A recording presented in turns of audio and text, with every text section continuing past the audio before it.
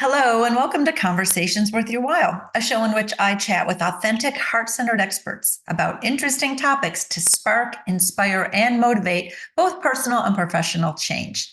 Today, our topic is life after college, embracing the unknown. And this conversation is worth your while if you don't know what you want to do, you don't know how to do it, and you don't even know where to begin. But knowledge is power, and you will make better decisions when you have more information. So, buckle in as my guest and I help you to alleviate the fear that you're experiencing, and we will share with you what you need to know to take those next steps. So, I'm Linda Bucher. I'm a speaker and a master certified life coach. And I have discovered after, I'm going to be 60, and I discovered about 15 years ago who I am. I connected with my passion and my purpose, and I reinvented my life to align with my true self. And guess what? It didn't have anything to do with the degree I had in college. But I can tell you I've become a happier, more confident, more fulfilled person because of it. And now I get to confidently unleash my gifts to the world. And so I wish I had started when I had just come right out of college. I wish I knew the stuff I knew now. And I want to tell each of you, you have a rich, full life to lead. You have important gifts to give to the world. You have a splash to make. And for that to happen, you've got to know your worth. You've got to become clear on your purpose. You've got to harness your gifts and your own power and align your energy and direction. And of course, free yourself from the obstacles that want to hold you back. And we're going to help you do that today. So if you'd like to talk with me about exactly how to do all that, you can have a free 20-minute clarity session with me. It's very simple. Go to lindabucher.com and then click on a little pink button that says chat with Linda, and we'll get on the phone. Today, I have the pleasure of being joined by Karen Sharp-Price. Karen is a professional career coach and a whole lot more. She's making amazing, beautiful ripples by helping people to understand where they fit career-wise and helping them to find opportunities and discover their way and a whole lot more. So Karen, thank you for being here. I really appreciate you being with us today. Thank you very much. You're welcome. And can you tell our audience a little bit more about what you do, who you serve, and how you're making positive ripples in the world? Yeah, that's a mouthful. I I am also, as I'm a professional career coach, but I'm also certified veteran career strategist. So that what that means is I help veterans transition into civilian life, which it can be a little difficult at times. I'm also a certified digital career strategist, which means I help people with their LinkedIn profile. And I am a certified human resource professional, which means my whole background is human resources and helping people out. So who do I help? Really, it doesn't really matter what group they're in. So I help students that are in school right now trying to figure out what they want to do. I help people who are recent grads who just haven't quite found that path that they're looking for. I help people who have been in a profession. Maybe they're a seasoned professional, but they're starting to look around and maybe want something a little bit different. So it doesn't even matter. I've helped people who have retired and then thought, why did I do that? I want to get back in. So there's a wide variety there that I can help. That's wonderful. That's wonderful. It's also very interesting. You and I do a lot of the same things, but we do it a very different way. I'm helping them discover more their true self and how to align with that versus what everyone's been telling them they should be doing, and even maybe what their degree is about. So really discovering that inner being that we have and following that way and getting rid of all the noise, right? It's really a reductive process, coaching. And then you're helping them to actually find the actual thing they're going to be doing, like to actually find it. So I might help someone understand they need to be a consultant about XYZ, this thing they're great in. You're going to help them actually become that consultant and do what they need to do to get there, to land that job in that career, to align their job search in that way. So it's beautiful. I love that, I can pass my clients off to you because you can help them in such significant ways. And I'll definitely be doing that with the group mentorship that I'm working through with young alumni, people under 30, helping them to get rid of all the stress and anxiety of all this stuff. And then I'm going to pass them along to you. I think it's going to be wonderful. So, yeah. Okay. So, our topic today, although I will say I do have two veteran sons. Well, one's about to be a veteran in 17 days, and he's in this exact place, right? So, whether it's life after college or life after the military, We're going to talk today about embracing the unknown. So it's, first of all, I want to say it's okay if you don't know what you want to do. I know people have been asking you that, right? You're about to leave the military. You're about to graduate from college. What are you going to do? What are you going to do? What are you going to do? How are you going to do it? Where are you going to begin? And as I do these interviews of young alumni, I'm hearing that school did not teach them how to find a job. And yet here's the expectations. Loans are coming due. They're expected to get into the working world. They have no idea how to find a job. They're just going online. They don't know how to network. They don't know how to do any of these things. So not knowing how is like paralyzing, right? So Yes. knowledge is power, right? Right. We Yeah, make better absolutely. decisions when we have some more information. So that's what you and I are going to do today. And we're going to help our audience. If you're an audience member and you don't even know, say you don't even want to do what you're supposed to be doing with the degree you are just getting, right? Like that's okay. And if you don't have any experience, because maybe you didn't do an internship, right? That's okay. We're just going to help you to take that next step. Yeah, and let me preface this also. One of the things that I do, I have my own business, and that's Sharp HR Career Coaching. But what I was getting was students that were coming out of college all across the country, and they either didn't want to use their career or their degree, or they didn't know what to do with it when they had it. And so I went back to Damon University, which is where I went to school, and I talked to the chairperson of the department in business, and I said, do we have something that helps students along the way figure this out? And so for the last 7 years, I've been teaching college students how to figure out what they want to do, get some experience in doing it, and then getting those tools, getting them really sharpened so that when they graduate, they're ready to go.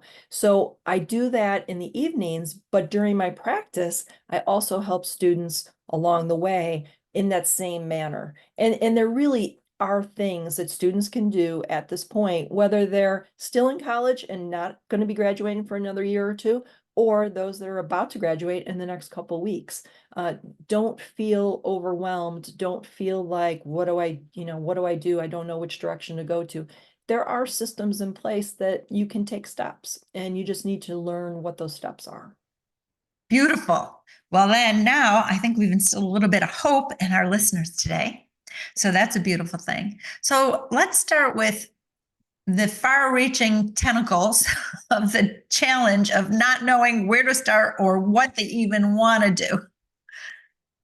So when I have clients that work with me, I have them do assessments, and I have them do a number of assessments. And students can go online and you can find assessments, and there's a lot of free ones out there.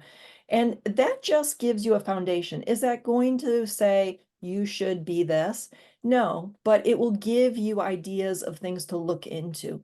Now, what's nice about being in college and having time is that you can go out and do internships. But if you haven't had the opportunity to do an internship because of COVID or because of whatever reason, there are other things you can do. I have sons too, and I have sons that are in college, about to go into college. And what I've done is when they say to me, "Oh, I'm interested in this," I go out and I find somebody who is doing that job, and I have them talk to them. So if you're graduating and you can't really do an internship at this point, do assessments or talk to somebody who can help you find the assessments that are right for you, and then start to explore and start having conversations. And that will open up doors, because that's going to, one, you're going to learn whether you like that or not. Two, it will help you with networking. And three, you may just get an opportunity out of it, because if they have a great conversation with you and they like you, they may just say, hey, you know what? I've got a part-time job. I've got an externship. Why don't you volunteer? Just all these different opportunities can come out of that. So, just through those conversations and finding people, and the vehicle to do that these days is LinkedIn. So Mhm. you can meet a number of people that are doing a number of different things, and most people will say, oh, sure, I'll give you half an hour and I'll talk to you. As long as there's not a job on the table, they're more than willing. Most people, if they say, what do you do? How do you do it? They are going to open up and they will talk to you about everything that they do, how they got there, what the expectations look like, all of that. And that, again, that knowledge is going to help you in many, many different ways. Beautiful. Okay. That is a beautiful overarching idea of what to do next. Okay.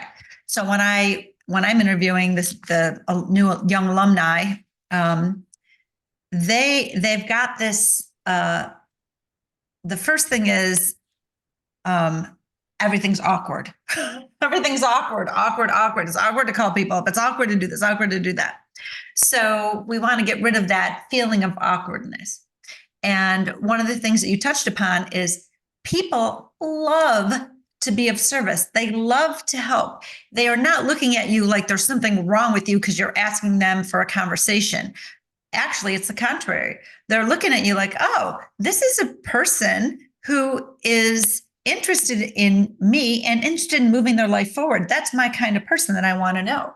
So instead of being awkward, it's actually flattering, you know, right? To be reaching out for these conversations. Yes. Not knowing who to talk to is the hard thing. So that's just a matter of asking the people you know. So my daughter's graduating from college in about, like 11 days from now. And she is a psych major and she wants to go to grad school. And she wasn't sure what she wanted to do. So I said, well, I know someone who has this, she wants to get a PsyD. So I said, I know someone who has a PsyD and I can introduce you to her. We can sit with her and have a conversation. We had a great conversation. And my daughter, right in that conversation, it helped her solidify her direction. She was like, oh, not that. Got it. I don't want to have that job. And here's why I don't want to have that job. And by understanding that what she didn't want by having that conversation, she was able to refine a little bit more the direction she might want to go in. And every conversation that you have with someone can help you get clear on what you want.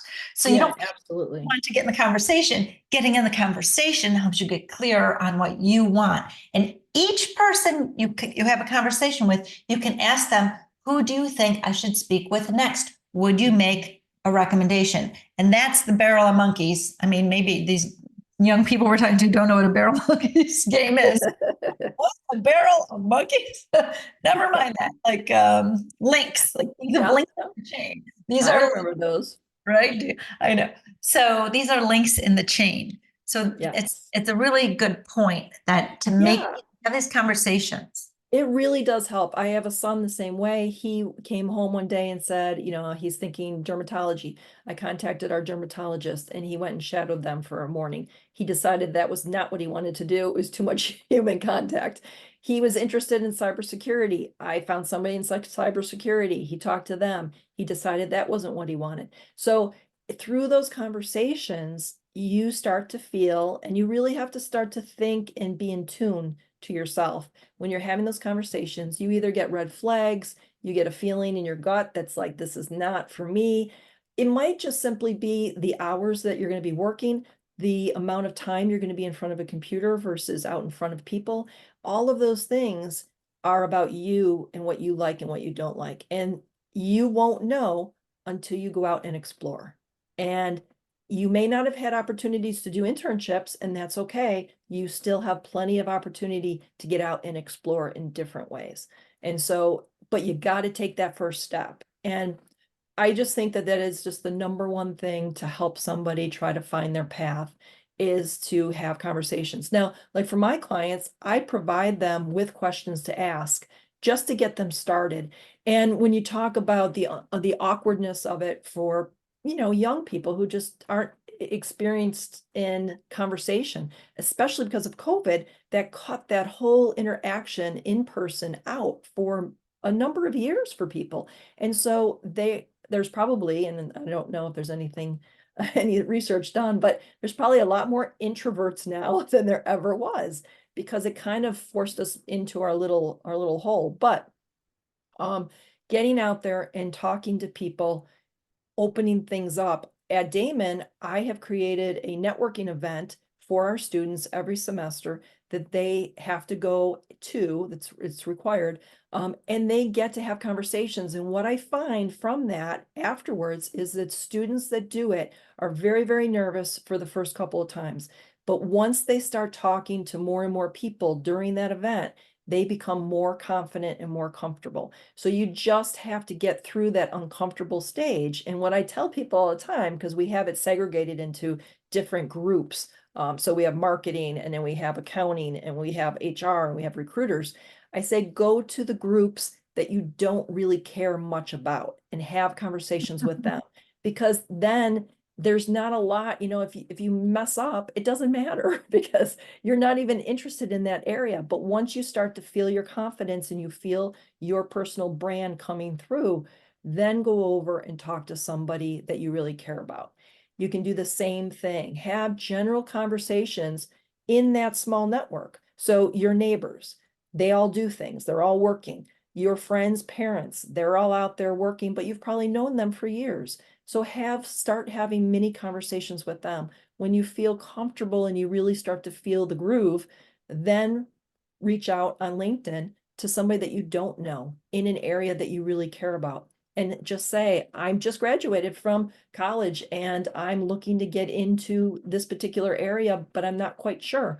And I see that you're in it and that you've been doing it for a number of years. Would you mind talking to me? And that's simply all you have to do. And on LinkedIn, you have to do it a few times with a few people because you don't know. Not everybody's on every day. Not everybody responds. So you have to kind of reach out a few times. Don't feel that your rejection because no one responded is a true rejection. It's not. People's lives are busy. It's complicated. It has nothing to do with you personally. But all you need is one person to say yes. And then the conversation starts. Yeah. So we're really kind of talking about you have to start with getting to know yourself. That's the first, because you're never going to land in a career that's right for you if you don't know who you are. Right. And someday maybe I'll be famous for this quote. I say, when you wrap what you're doing and how you're doing it around who you are, happiness and success will meet you there. So who am I? That's a thing to start with. And college isn't really giving us enough. We don't know who we are at the end of college. We have a better idea than we did at the end of high school, absolutely. Or even by and I say college, but I also mean like military service as well. But we are getting to know more about who we like and who we don't like. When you're in high school, you're kind of stuck in, the friend group you started in 8th grade with or whatever. You're kind of stuck, right? And then you get into college or the military and you're realizing I got to make new friends, and you do, and you make a different caliber of friends. You're learning about the kind of characteristics that you admire in other people. You're learning about your own habits, right? About how you work best, right? What makes you successful as a student, right? So these are all things to start to kind of jot down and take notice of. What have I learned about myself that I didn't know about myself, 4 years prior? And now you're going to learn more about what you want and yourself by, like what you said, is as you go into these new little scary opportunities where maybe you're shadowing somebody or you're having a conversation with somebody, you're learning more about what you want and don't want by what they say and how you physically and emotionally react. That's a really big clue. And when when young people are so driven to I need to just have a job, they're not in tune with how they're reacting physically and emotionally. So taking a breath and setting an intention before you get into a conversation is hugely helpful. I was telling my daughter this. I told her what I wanted her to do. And she called me up the day after. She goes, "Oh, it worked." And so here's like the little trick. I said, she was, doing interviews for graduate school. And she was like, I don't know what they're going to ask me. I don't know what to say. I'm terrible on the spot. I don't know what to ask. I don't know. Right. And she's tried to do research, but she had all this. I have to be in a full conversation. I have to put my best foot forward. I have to, like, a job interview, a grad school interview, whichever. Okay. So I said, how do you want to feel when it's all over? How do you want to feel? And she said, well, I want to feel at peace. I want to feel relaxed. I want to feel like I did a good job. I want to feel proud of myself. I said, okay, great. I want you to invoke those feelings before you get on the Zoom call. I want you to find that place of peace. Get yourself into a place of feeling at peace. I want you to think about what you're proud about. I'm proud that I even got this interview. Be proud of yourself, right? So I said, that's the first thing, is you go in with the energy that you want to have coming out. And with that energy, that's a lot different than going in a conversation with nervous, awkward energy. Way different. So you invoke that energy first. It might take you 5 minutes. You got to get out of your head. You got to, and the second thing is to lower the stakes, right? If this isn't for you, it isn't for you. And that's okay. It's as much an exploration of what's right for you as are you right for them, right? Absolutely. They have somewhere they can point you. So it's like dating, right?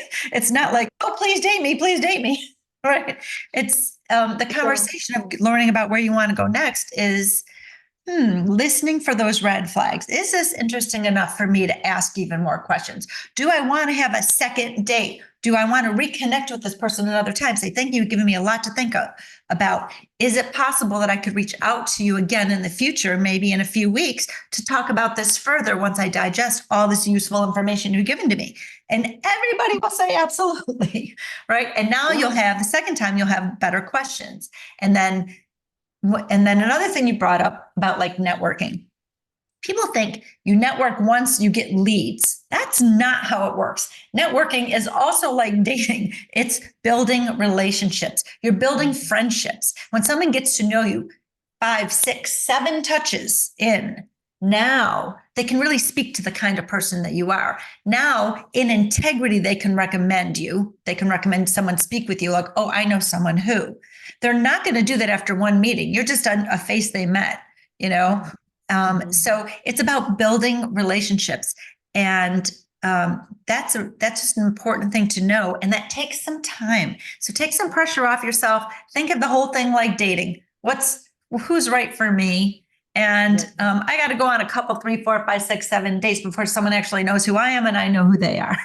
Right? Yeah, and I think they need to look at that too when they're actually doing interviews, because everybody gets really nervous at the interview, but what they have to really remember, and this doesn't matter how old you are, that it's an interview both sides. So they're interviewing you to get to know you, but you have to interview them. And you have to base it on your values and your goals. And not every interview is a job you should take. So even if you get offered the job, that doesn't mean that you should take it. So if you think about it that way, the pressure comes off a little bit, because what you're doing is you're walking into that interview trying to learn more about who they are, what they do. Does that align with your values, with your goals?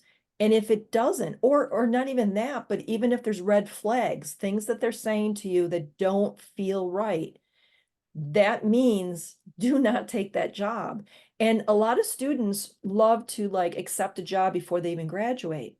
And oftentimes what I find is when I dig a little deeper and I say, well, what exactly is this job? It isn't in anything that they wanted to do or what they were going to school for. And I think, why did you jump? Because you still have time. You're not even graduated yet. So don't be so eager. It's Right. better to take your time and pick the right choice, because another reason, you don't want to have a resume 5 years from now that has 3 or 4 jobs. Right. You want to find something that you can stay into at least 2 or 3 years, because honestly, in my career, I would move from job to job about every 3 years. And why? Because it gave me enough time to get in, to absorb the company, my team, what I needed to do, make changes if I needed to change them, and set processes and procedures in place. At that point, then I was ready to go on and take on the next challenge. But you don't do that overnight. And I find that a lot of students now and recent grads are jumping because they're taking a job, and then 6 months later, they're like, this doesn't fit me. This isn't a good fit. If they had just slowed down and listened to their gut and their heart, they probably wouldn't have taken that offer. Yeah, in that's the beginning. 100%. That's what I'm getting in these interviews as I'm interviewing the alumni for this group mentorship is they're saying, I took a job quickly because I had student loans to pay and rent to pay. And I didn't know when the next one was coming along because I got so many either crickets, like nobody, I got nothing back, or rejections. And I had sent out so many applications. I was so exhausted of the whole process. I just took what there was. And now I'm a year in. I hate what I'm doing and I want to leave. And I'm being scowled at for wanting to leave my job only 1 year in. because obviously employers invest a lot in the first year of someone. They're not, when your first year there, like, I don't think, students understand this. The first year of being on the job, you're really learning the job. You're not really of benefit to the employer. They're paying you. Maybe they're paying benefits, right? And, someone who's training you is doing a double duty. They're not just doing their job, they also have to train you. It's costing an employer that first year very much money to have you there. So when you jump ship within that first year, after 1 year, they're like, I just invested all of this plus the benefits, which are usually, a pretty big chunk of change, bigger than what people know. And they're like, I got nothing out of you because you're just learning, right? So this is a detriment, because now you don't feel like you know anything. So now you're going to go into your next job and you really still don't know anything, because you didn't do what you just said. You didn't give yourself 2-3 years to actually get to really know that job, know it well, make a difference to that employer, because the difference is the thing you put on your resume. People are looking for results. They're not looking that, you managed 5 people. That's not impressive. What's impressive is what did that team do under your management? What did they accomplish? What are the results? You can't really get results in that first year. So be very careful about finding the job that fits you. Okay. And one more thing I want to mention is something that I help my clients. And again, I have clients just like you. Sometimes they're in their 50s or 60s and they're like, what's next? It's not that career I've been doing for 40 years, but I'm not ready for the rocking chair, right? Or sometimes they're in their 30s or in their 20s, or I have this degree. I don't want to do what that was. What do I do? Well, one of the very first things, and under the guise under the heading of getting to know yourself and who you are, so that you're looking in the right direction for you, is to list your top 5 non-negotiables. You alluded to that when you said, what are your values? So when I was interviewing one of these young alumni, just from hearing what he had to say, I said, oh, I bet you I can name your top 5 non-negotiables. I know what they are. Creative freedom was one of them. He is a creative. Freedom of time is another one, right? That's probably not top 5 non-negotiables I had when I was looking for a job. I graduated college in 1986. Okay, so a long time ago, way back then, I was looking for the company that you could stay with for a real long time. And I was there for 20 years. That my first job out of college. I didn't stay in the same job. I moved throughout the company. However, I stayed with that company for 20 years. And so my top 5 non-negotiables were like, I was looking for a corporate ladder to climb. I'm a high achiever. I wanted to climb the ladder. I wanted to do more, be more, have more responsibility, make a bigger difference. So that was important to me. For some people, making a big giant difference is not important. So then if that's not important, then be careful where you look. If creative freedom is one of your most important things, or time freedom, you got to find the environment that is going to offer you the things that are your top 5, that meet your not. And when I say non-negotiable, I mean, you don't give in, right? Non-negotiable. Right. Yeah. And I do the same thing with my clients before they even begin any of the programs. They fill out the values and the goals, and it really stops them and makes them start to think about what they really want. Most people in life don't really stop and think, what do I really value in my personal life and in my professional life? And what kind of goal do I have for myself in the next 2 to 3 to 5 years? I mean, it used to be where long-term goals were 10 years, and nobody does that anymore because it's just so fluid. Life changes so quickly. But you have to, and I encourage students who are about to graduate, and I've told each one of them that I've met at Damon, and parents might not like it and other professors might not like it, but take some time for themselves after they graduate. Don't jump into anything in the first couple weeks. Take some time. You have been going to school for the last 16 years of your life plus. Someone has always told you where to be, what to do, what homework you had. This is going to be your first time probably to make adult decisions.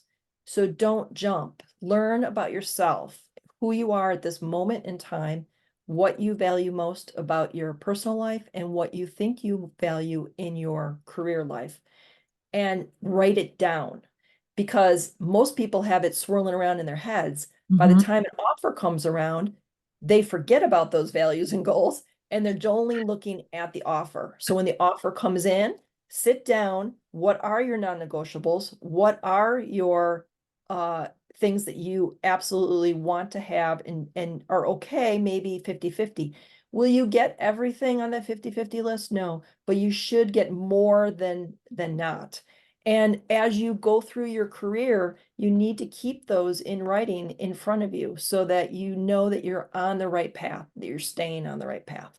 And that's just, just slowing down a little bit. Life has been really quick and fast over the years, and you just have to take some time for yourself and learn about who you are and what you really want without the noise. Because the noise is your siblings who have gone out before you. The noise is your parents who have, you got to pay that debt.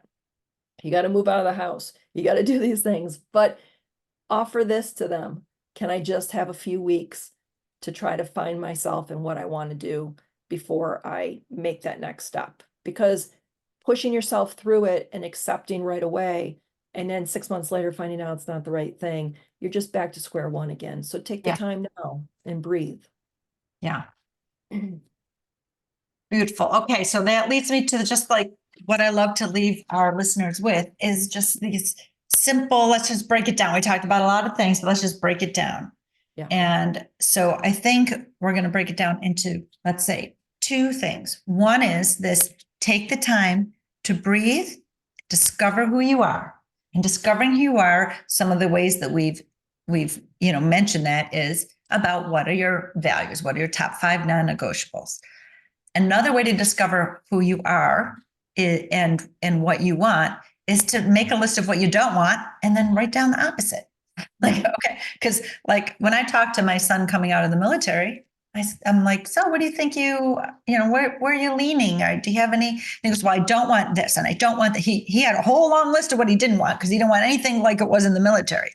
Uh-huh. So he doesn't think that's helpful, and I'm like, well, it's absolutely helpful because you learn what you want by contrast to having what you don't want.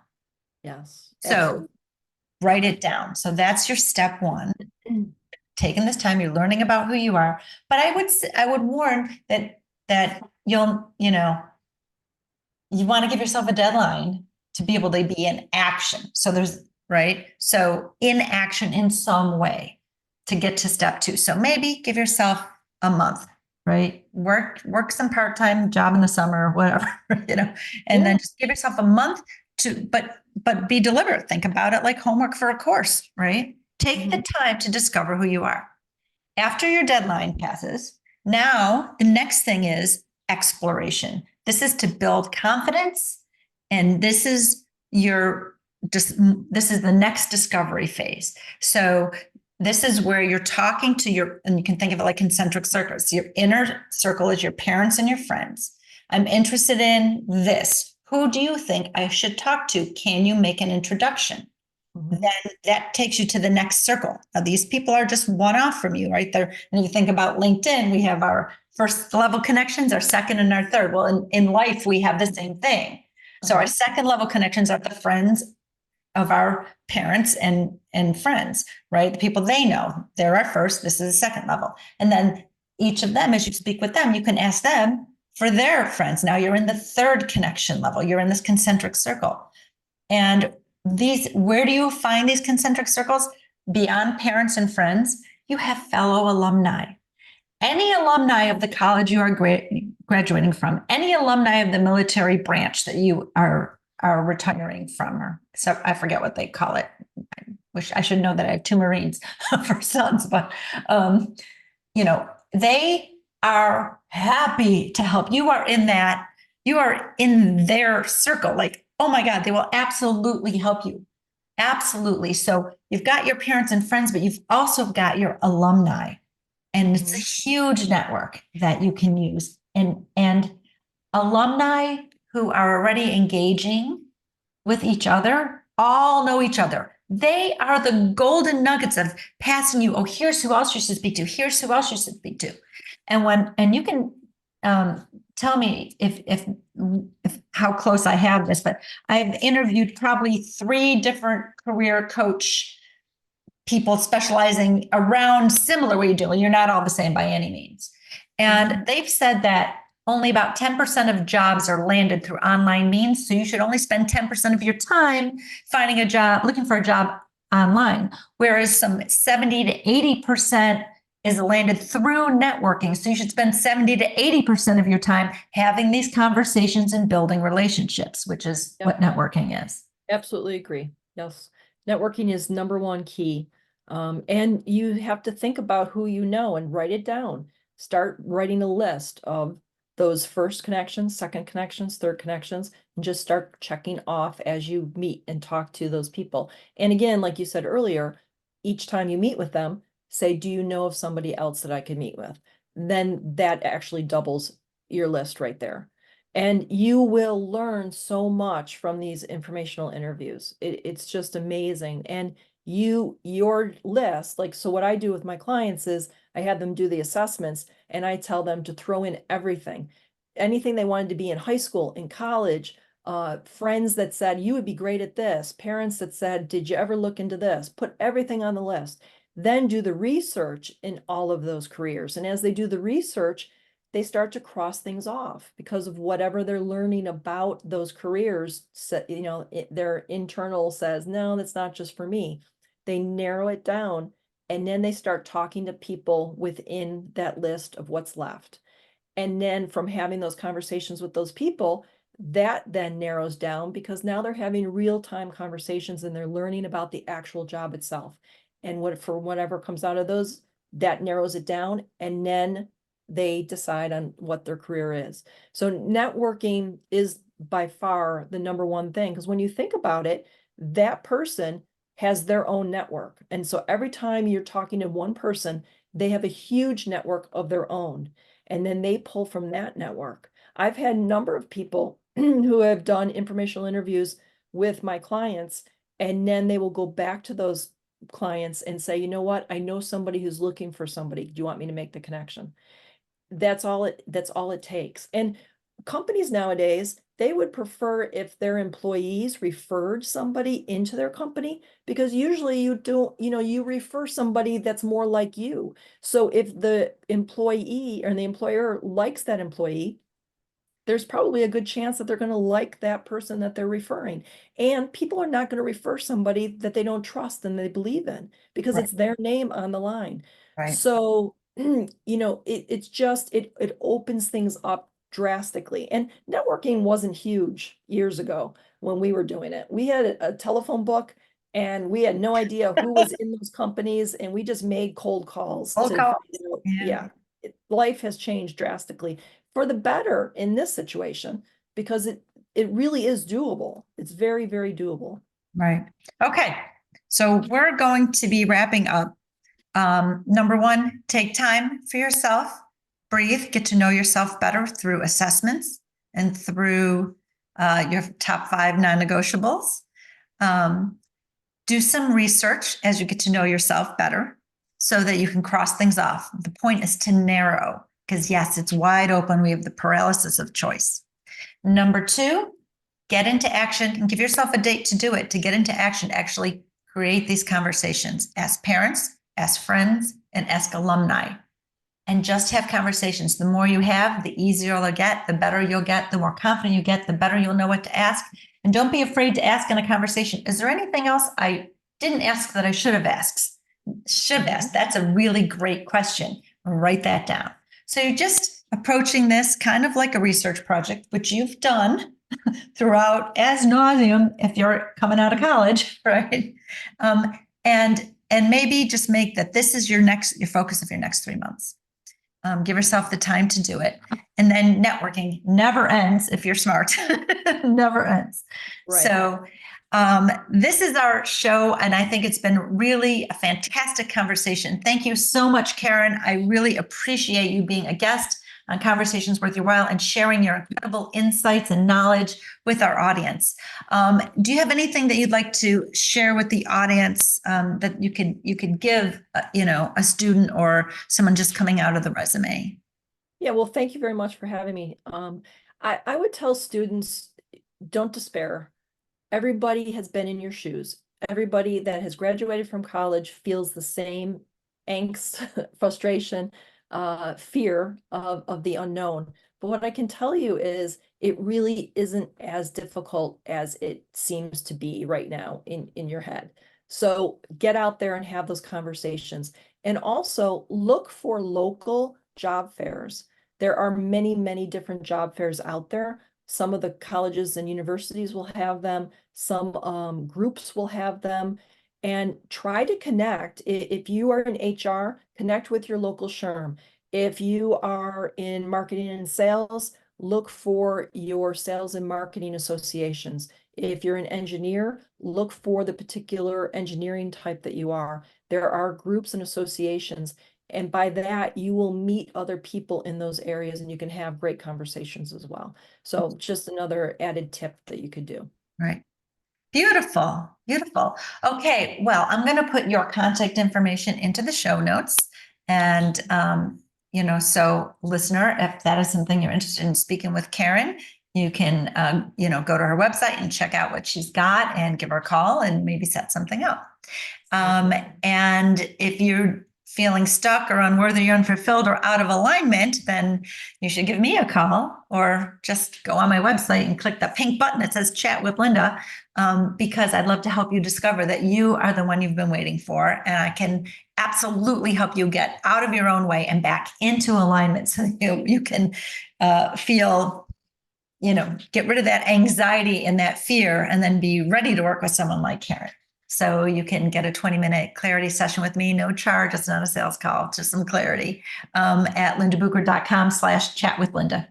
That's our show, everybody. I would like to thank Karen Sharp Price, our professional career coach, for being here today. And I'd like to thank you, devoted listener and lifelong learner, for sharing your time with us today. Once again, I'm Linda Bucher. And until next time, please subscribe and make sure that you've made this conversation worth your while by fueling the spark that it ignited.